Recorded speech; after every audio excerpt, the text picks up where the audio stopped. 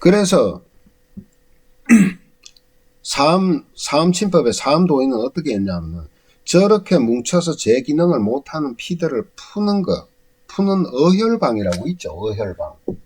예, 어혈방. 예. 저기에 혈자리가 뭐냐? 태연, 태백, 도, 곡지사지요. 심하면은 족삼리도 사합니다. 그건 무슨 얘기냐면은 태음습을 많이 집어넣고 양명조 말리고 회수시키는 것을 줄여라 이 뜻이에요. 그래서 피를 풀고 그 다음에 어떻게 해요? 이게 림프 순환이 안 되면 회수를 시켜야 되잖아요. 그러면 림프액이 결국은 내려가서 그러니까 두 곳에서 수태음 폐구역의 림프와 비장구역의 림프가 회수되는 곳이 다르다 그랬죠. 예. 폐는 어디서요? 위장에서. 비경은요, 비림프는요, 대장에서 회수가 돼서 올라오는 겁니다. 여기서 또 장이 나오죠. 그죠? 그러니까 무슨 얘기냐면요. 당뇨라는 것은 우선은 선천적으로 그러니까 췌장의 베타세포 아예 고장이 나서 선천적으로 인슐린 의존형으로 나와버린 애들도 있고, 소아당뇨도. 그 다음에 살면서 계속해서 당이 제대로 세포 속에 대사가 안 돼서 일어나는 이형 당뇨도 있잖아요.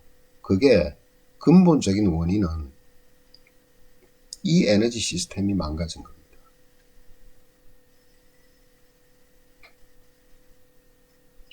그러면 저 에너지 시스템은 왜 망가졌을까? 왜?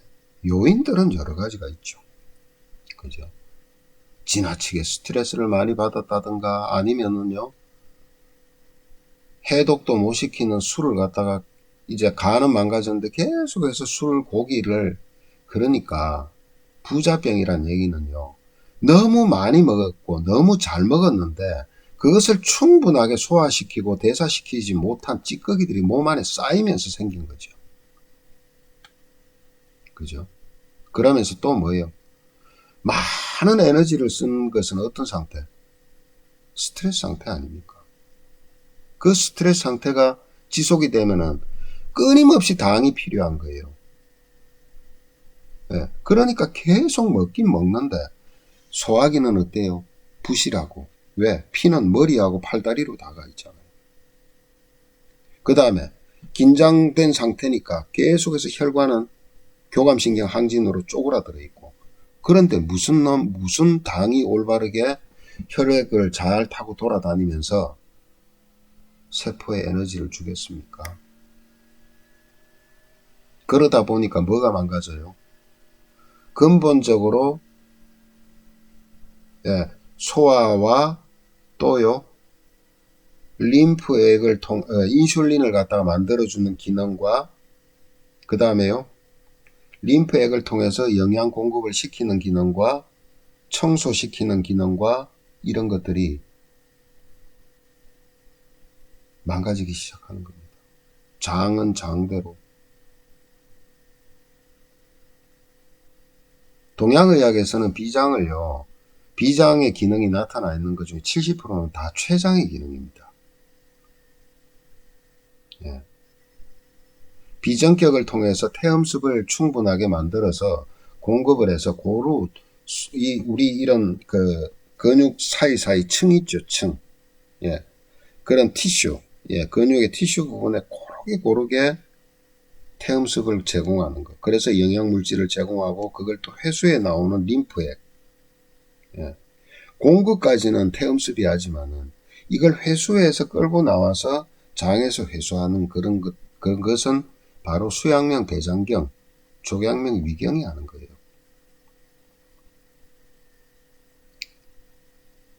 그런 시스템까지도 하지 않고요. 바로잡지 않고 해결한다는 것은 임시방편입니다. 전부 다.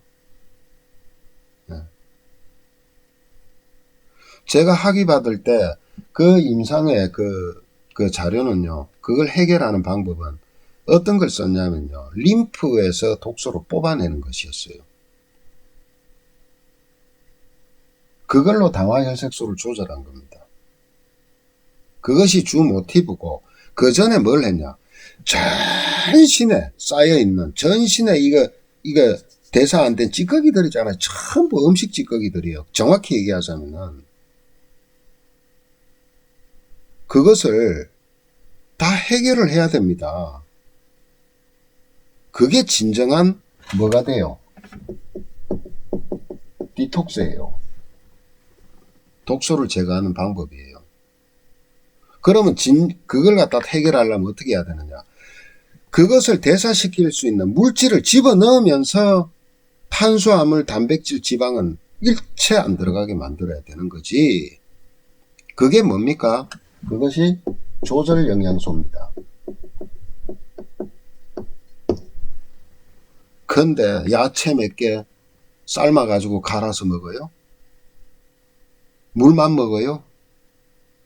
효소만 먹어요?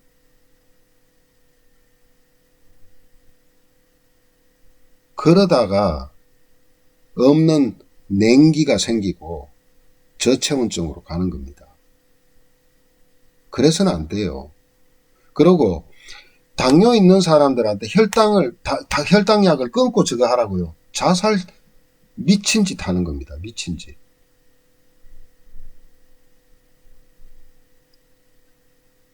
천천히 맞춰가야 돼요. 천천히. 그리고 상황 보면서 적절하게 대처를 하면서 가야 돼요.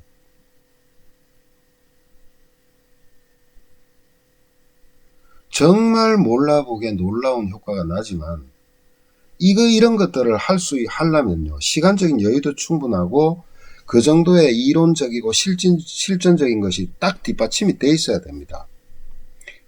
네.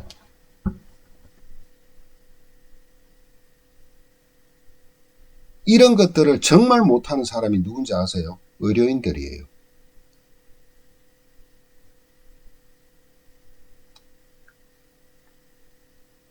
항산화 물질을 제가 어떤 분한테는 당화혈색소를 갖다가 맞추기 위해서 아니에요. 이제 이거는 시간이 오래 걸려요. 만약에 항산화 물질만 가지고 한다면은.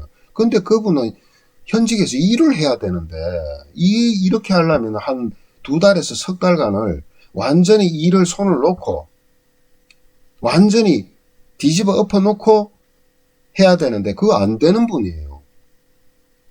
예. 그러면은, 뭔가를 차근차근하게 계획적으로 짜서 이게 장기간을 가야 되는데, 한 달 뚝 지나고 2달 뚝 지나고 왜 안 떨어지지?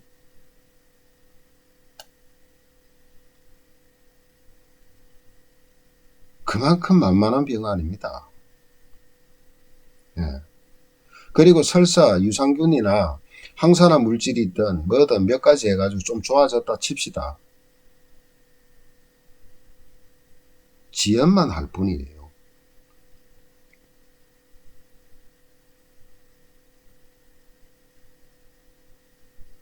그렇기 때문에 당뇨는 전신에 일어나는 합병증입니다. 예, 당뇨는요. 당뇨병 환자들 합병증으로 거의가 죽을 때는 대다수가 심장마비로 죽어요. 거의 그래요. 근데 당뇨가 있는 사람들이 오랫동안 혈당약을 먹더라도요, 이 사람들이 암 환자가 될 확률이 굉장히 높습니다. 왜? 면역이 엉망이잖아요.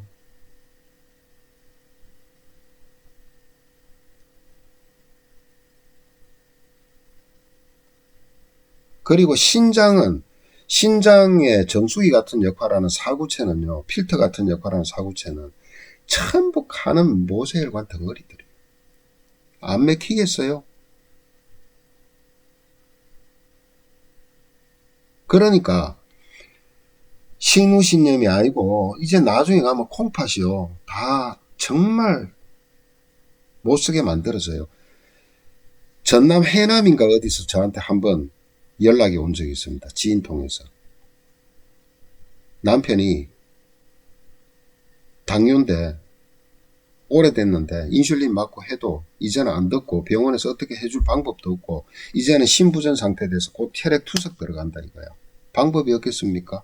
없습니다. 그렇게 전화 온 당사자는 누구냐? 그 모 병원에, 전라도 모 어디에 모 병원의 수간호사입니다. 왜 그렇게 어리석습니까? 그랬습니다.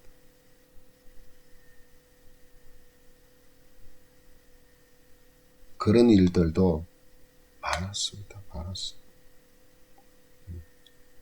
근데 이상한 거는요, 이상할 정도로 당뇨 환자들은요, 병원에서 준 당뇨 약 이외에는 답이 없다고 생각해요. 그리고 그걸 먹고 있으면 괜찮을 거라고 생각해요. 그리고 운동하고 식이 조절만 잘하면 아무 문제 없을 거라고 생각해요.